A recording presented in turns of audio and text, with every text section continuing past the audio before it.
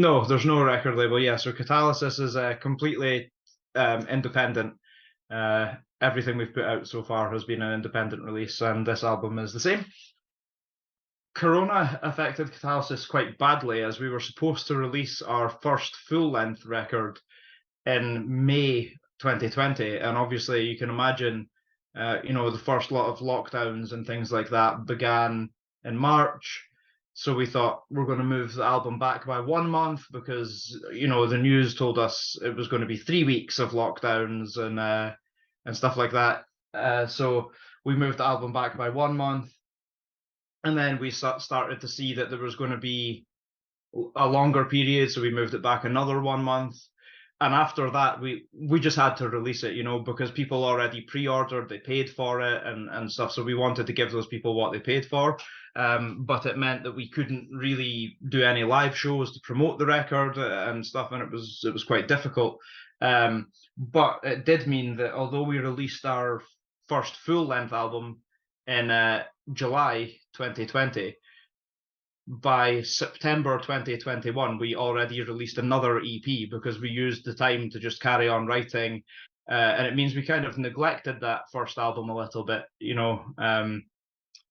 we didn't promote it as much as we should have and stuff, but it meant that we had the extra time to write more. So we did a full length in 2020, an EP, Relicta, in 2021, another EP, Innova, in 2022, and now in 2023 we're going to release another full length. So I think that Corona was bad for the album and bad for the band in some ways, but in other ways, enabled us to be really productive in the time afterwards.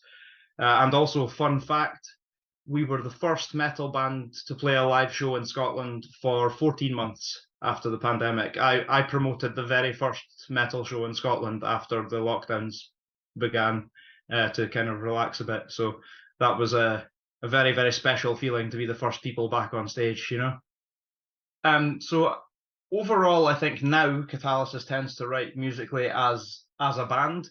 It used to be on the older releases that I would write a song or our other guitarist would write a song. So there was a kind of stylistic difference. Some songs were his, some were mine, and you could kind of tell.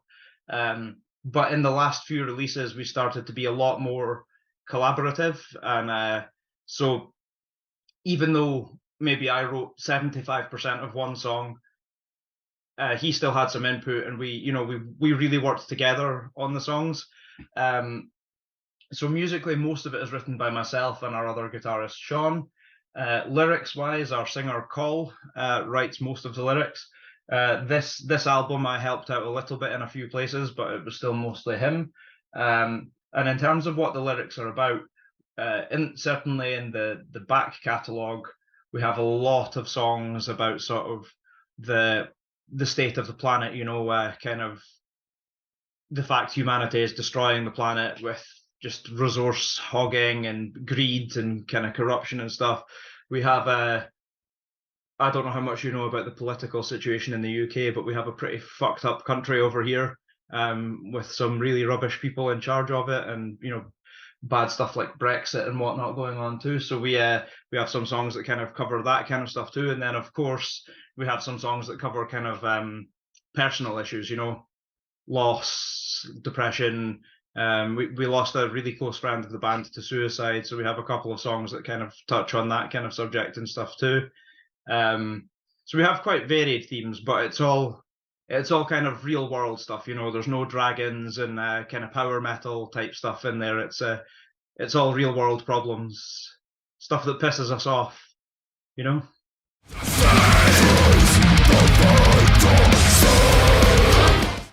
I think the feedback from the stuff we've released from Betrayer so far has been really good.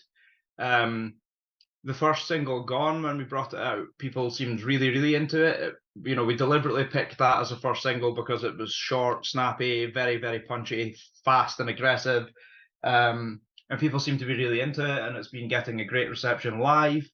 The second song that we brought out, Mea Culpa, again, a lot of people have said that it's kind of like our greatest hits in one song. It does everything that you'd expect from a Catalysis song. There's thrashy bits, there's really big melodic sections, there's a a guitar solo, like a cool, memorable guitar solo. There's a good vocal hook, but there's still some like really meaty death metal, melodic death metal moments and stuff in there too. So it's like everything we've done before, but the best of everything we've done before in one place. So yeah, the reaction so far has been really good, and I mean the video for Kingmaker, which we released on Friday, the 8th of December, so far has had more views in 3 days than the other three songs had altogether so far. So I think Kingmaker is shaping up to be a fan favorite. It's going to be the opener on the album. It's going to be the opener in the live set, and it's just straight balls to the wall melodic death metal, lots of blast beats, lots of melodies, for fans of In Flames, old In Flames, At the Gates, kind of Gothenburg sound, but also with something a little more modern in there. Probably my favorite guitar solo I've ever written, lots of shredding, lots of Floyd Rose fun. So yeah, I think the reaction to that's great. It's a little bit scary because we're going to have to open with that song live, and it's one of the more challenging songs to play. So you've got to be on your toes for that. But I think reaction has been great so far, and people are excited about the record. And we had more pre-orders for this record than any record we've released previously, which is always good. So I think people are excited, and we're definitely excited.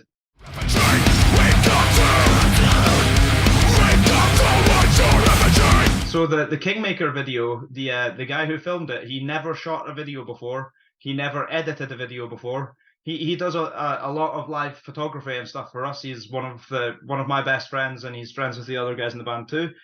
He's an incredible tattoo artist. He's just one of those guys who's super talented. But yeah, so he never shot a video before, and this was his first time to shoot video and to edit video. So I think he did a really good job when he did a good job anyway, but when you consider that information, incredible. What a guy.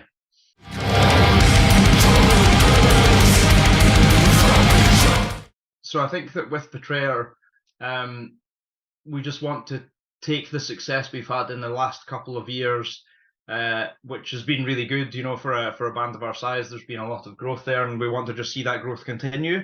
In terms of expectations, I think our expectations are that we should start to see some more slots pop up on festivals and start to get better offers for sort of UK-based festivals and maybe some more international offers. Prior to Brexit, we played in Europe, played a few festivals and things like that there. So I think on the Betrayer release cycle and the shows and stuff that surround that, we'd like to get back to Europe. Obviously, it's a bit more difficult than it used to be. Which is a real shame, not just for us, but for a lot of small artists. But yeah, we just want to keep seeing that sort of rise. We don't want to see it go flat. We want to keep going that way, and I think it looks like that's going to happen. The reaction's been good. The numbers for streaming and stuff have been really, really good for the singles. So it's definitely exciting.